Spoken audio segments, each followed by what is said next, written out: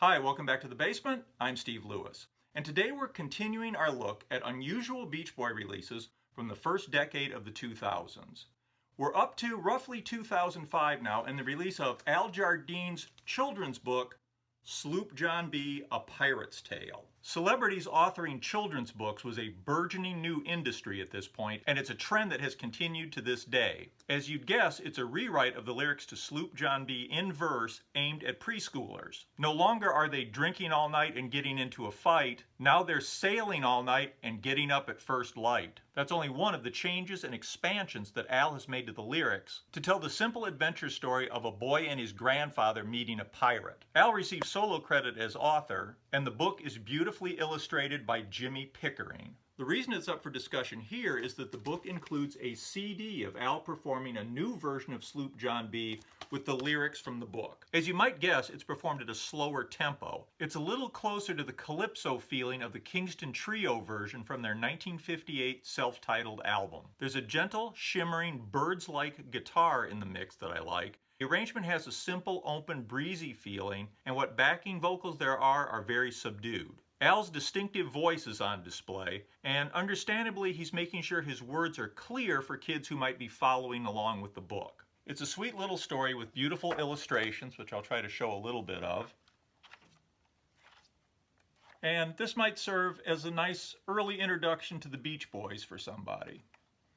As a rock artist doing a children's book in 2005, Al was a little bit ahead of the curve. In 2014, we got Ringo Starr's Octopus's Garden.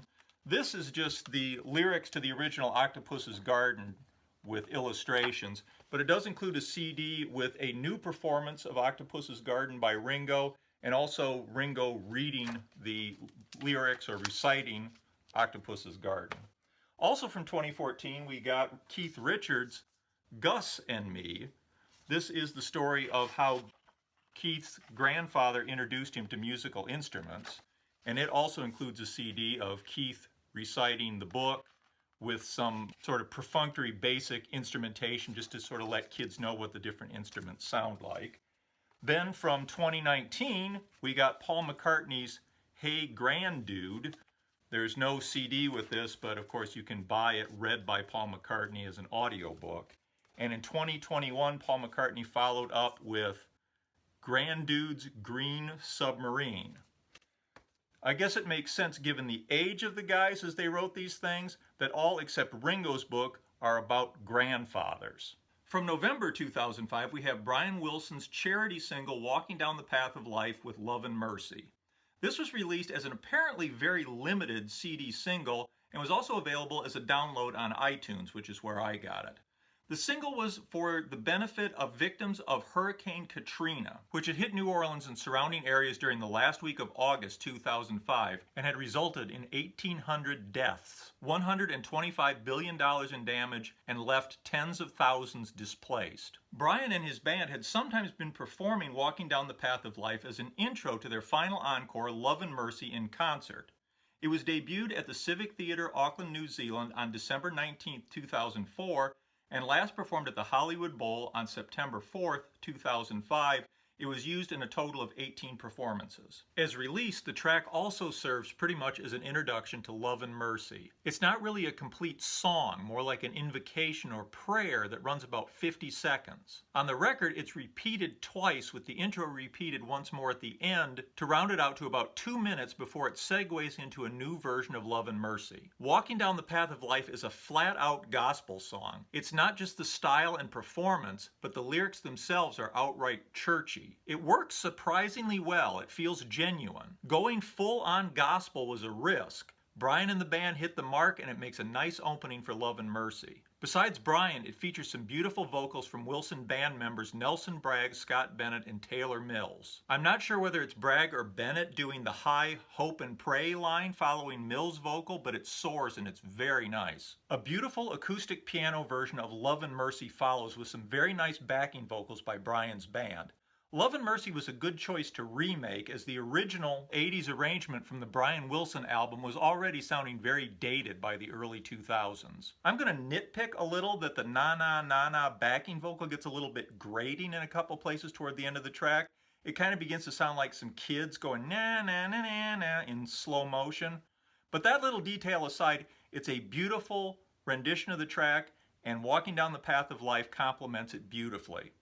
It was made available in 2015, at least the Love and Mercy section was, on the Target Deluxe exclusive and on the Japanese edition of No Peer Pressure. Maybe it was made available on some other editions of No Peer Pressure too. It's very hard to keep track. They only released the Love and Mercy section. I don't understand what the point of carving off Walking Down the Path of Life was, but at least you can get the nice rendition of Love and Mercy here. It's a very nice record, and at this point in 2005, it was beginning to look like Brian Wilson might be on a bit of a roll after completing the Smile Project in 2004. As I'm sure many of us remember, it was right around this time that every retail chain was trying to get into the CD business, with everybody from Starbucks to the Gap to Restoration Hardware having their own small selection of exclusive CDs for sale at their checkout counters. Hallmark stores got into the game with their own Beach Boys CD, Songs from Here and Back, released on May 15, 2006, available for about 2 months and designed to tie in with Father's Day. And apparently you could get a discount on the CD if you bought enough greeting cards. With a generic Woody and surfboard photo on the cover and subdued, tasteful Cape Cod style graphics that looked like it came from Pottery Barn, this was clearly a CD for your dad. It included a few mostly often seen photos of the Beach Boys at various stages of their careers, and most surprisingly, extensive liner notes for the 3 studio tracks. As the blurb on the back of the CD booklet so wistfully puts it, the sun shining on your face, your arm hanging out the window, good vibrations playing as loud as it will go. Nothing drives life into summer like the timeless songs from the Beach Boys. Here's a high gear collection of never before released live recordings of their classic tunes, and 3 all-new solo recordings from Beach Boys Brian Wilson, Mike Love, and Al Jardine show these California boys still have plenty of miles left. Well, maybe. The entire disc runs 32 minutes and 11 seconds. The cover lists 9 live tracks, but 2 of those are a 27-second introduction of the band and 1 minute and 18 seconds of Mike introducing a medley of car songs. Of the remaining 7 tracks, 5 were recorded at the Universal Amphitheater in 1989, with Wouldn't It Be Nice and Good Vibrations being recorded in 1974, possibly at Anaheim. The CD doesn't give any dates and lists all the tracks as coming from the Universal Amphitheater. I suppose the inclusion of a live version of Dance, Dance, Dance and Kokomo, neither of which we'd had official live releases of before, makes these mildly interesting, but 1989 was hardly a high point for the Beach Boys as a live act. The 1974 tracks are good, but we already have good versions of those on the Beach Boys in concert. Why these particular live tracks and why some from 1974 were thrown in remains a complete mystery. Of course, the real draw for Beach Boy fans is the 3 new, or at least newly released, studio recordings, beginning with Brian Wilson's Spirit of Rock and Roll. To talk about the Spirit of Rock and Roll, we need to go back an additional 20 years. The song had been written on August 19, 1986 by Brian Wilson, Gary Usher, and Tom Kelly during the famous or infamous Wilson-Usher sessions chronicled in Stephen McParland's book, The Wilson Project.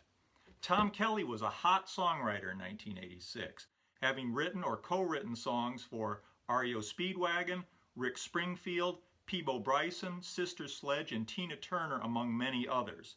His biggest successes to date had been with Fire and Ice, written by Kelly, Pat Benatar, and Scott Sheets, which was a number 17 hit for Benatar in 1981, and for co-writing Like a Virgin with his frequent collaborator Billy Steinberg, which went to number 1 for 6 weeks from Madonna in 1984. Kelly would go on to continued success, co-writing such hits as True Colors for Cyndi Lauper, which was released in August 1986, just a couple weeks after he co-wrote Spirit of Rock and Roll, Alone for Heart in 1987, So Emotional for Whitney Houston also in 1987, In Your Room and Eternal Flame with Susanna Hoffs for the Bangles in 1988 and 89, and I'll Stand By You with Chrissie Hynde for the Pretenders in 1994. I would have guessed that Kelly was brought in later to help shape Brian and Gary's composition, but according to McParland's book, Eugene Landy contracted Kelly to come into the studio to work with Brian and Gary. As it transpired, this turns out to be one of the landing decisions that Gary Usher seems to have had the least problem with because he found Kelly to be a good collaborator with Brian. Though the idea with the track was Usher's, Kelly worked in the studio with Brian, cajoling him, suggesting musical ideas, while Usher wrote the words. At the end of the session, they recorded a demo with Kelly singing lead since he understood the structure of the song best. This was returned to numerous times over the Wilson-Usher sessions. A version of it with Brian singing lead was apparently completed sometime in 1986, though like most of these sessions, it went unreleased. The basic track was apparently used to create the version with the co-lead vocal between Brian and Bob Dylan, featuring support from Jeff Lynne and reportedly Belinda Carlisle and Paula Abdul on backing vocals. Most sources put the collaboration with Dylan in January 1987, shortly after Dylan and Brian met, reportedly at a Malibu emergency room where Dylan had gone to be treated for a hand injury and Brian was getting a weigh-in. Other sources put the recording date as late as January 1990. Of course, this might have been recorded in stages over a long period of time. In any case, it was this Dylan version that was slated for inclusion on the Sweet Insanity album, which of course also went unreleased. And in the case of the Bob Dylan, Brian Wilson all-star version of Spirit of Rock and Roll, it's just as well. Rarely has so much talent been used to such poor effect. I'm not sure when the Here and Back version was recorded. It's a complete remake with Wilson's touring band and without any of the celebrity guest vocals. It's a much better recording without the 80s synthesizer and drum sound. The guitars and sax are clearer and stronger. Of course, I'm comparing it to a boot, so it might not be the best reproduction of the track. Anyway, while this is the definitive version, it's not really much of a song. For a song about spirit and heart, it seems to have very little of either. And even without knowing the backstory, this sounds like a song written as an exercise, completely lacking in inspiration. The word that comes to mind is unconvincing. I get the feeling it's a song nobody was particularly excited about except perhaps Landy, who at least initially had a financial stake in it. It strikes me that most great rock artists have at least one decent song with rock and roll in the title, so there are lots of exceptions to this. But, as a general rule, I think unless you're Chuck Berry, Kiss, or the Ramones, if you find yourself writing a song about rock and roll, you should think long and hard to see if it doesn't just mean that you're out of ideas. As for the Spirit of Rock and Roll, there's a middle section with Can You Hear It that's actually quite nice, and that could have been used, I think, someplace in a different song. But as it is, Spirit of Rock and Roll is a pretty undistinguished undertaking. I suspect that when the Wilson camp was contacted to provide a track for a Hallmark album, this was an easy one to give up. It was probably languishing in the can. It was something that they probably had no real use for, so it was an easy one to hand over without giving them anything that they wanted for another project. The next track, Al's PT Cruiser, we talked about in the last episode, so we won't go into that. So let's move on to the final track on the album, Mike Love's Cool Head, Warm Heart. This is apparently the newest song here. It was among tracks that Mike began working on in 2003 for a solo album that was finally released in 2017 as Unleash the Love. And kind of surprisingly, this is my favorite of the three studio tracks here. It's not a modern sounding pastiche of earlier Beach Boys work. It's a pleasant tune with a vaguely country pop feel about it. It's got backing vocals by Mike, Christian Love, Paul Feuerso, and Adrian Baker, arranged by Adrian Baker. The opening vocals are actually a little reminiscent of Our Prayer, and there's nice full backing vocals throughout which are definitely very Beach Boy-esque without being just a straight up parody of the early Beach Boys sound. The voice that sounds incredibly like Carl Wilson is apparently Mike's son Christian. Mike sings in a relaxed voice with a warm lower tone that suits the song well. There might be a little too much going on in the mix here. The saxophone particularly seems unnecessary in this song. Of this song, Mike later said, "Keep a cool head and a warm heart," a mantra that became a song inspired by the wise words of Maharishi Mahesh Yogi. "If we all take the time to listen and love each other, this world would be a better place." Mike Love. It's a beautiful sentiment, and of course I won't argue with it. While I don't find the phrase or the song particularly inspiring, it is enjoyable and pleasant. It was included 11 years later on the Unleash the Love album. If there are any differences between the Here and Back version and the Unleash the Love version, they are very slight. The version on Here and Back runs 3 minutes and 15 seconds. The Unleash the Love version is listed as 2 minutes 34 seconds, but if you don't have songs from Here and Back, don't worry that you're missing 41 seconds. Despite how it's listed, the Unleash version actually also runs 3 minutes and 15 seconds, and I really don't hear any difference between the two. It's kind of an oddball track on Unleash the Love. It's the only one produced and arranged by Paul Feuerso instead of Michael Lloyd, and features some backing musicians that don't appear anywhere else on the album. We'll talk more about Unleash the Love in a future episode, though I have to say with this cover photo, I think they really missed an opportunity by not calling the album Mike Love Throws You the Bird. Anyway, there are obviously a lot more tracks to talk about in this first decade of the 2000s. We will have to do a part 3, maybe even a part 4, but I think next week we'll go someplace else and we'll do those parts later on in the year sometime. Hope you enjoyed this. I'd love to hear your comments. Please hit the like button. If you haven't subscribed, I would really appreciate it if you do so. We will see you next time. Thank you for watching. Bye.